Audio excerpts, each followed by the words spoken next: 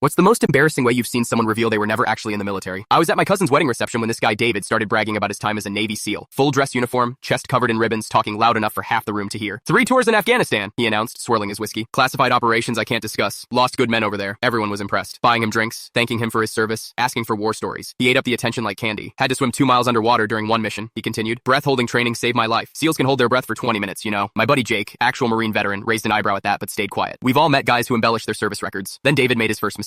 Started talking about his sniper training at Quantico. Problem is, Navy SEALs don't train at Quantico. That's a Marines base. Must be thinking of somewhere else, Jake suggested politely. No, definitely Quantico, David insisted. Shot a perfect score on the range there. Instructor said I was a natural killer. Jake excused himself, stepped outside to make a phone call. Came back 10 minutes later with a strange smile. Hey David, Jake said casually. My buddy runs the Stolen Valor database. Mind if I look you up real quick? David's face went white. That's not necessary. I mean, my records are classified anyway. Oh, this just checks basic service records, Jake continued, pulling out his phone. What did you say your last name was again? Listen, I should probably get going, David stammered, suddenly checking his watch, but it was too late. The bride's father, a Vietnam veteran, had overheard everything. Son, what unit were you with exactly?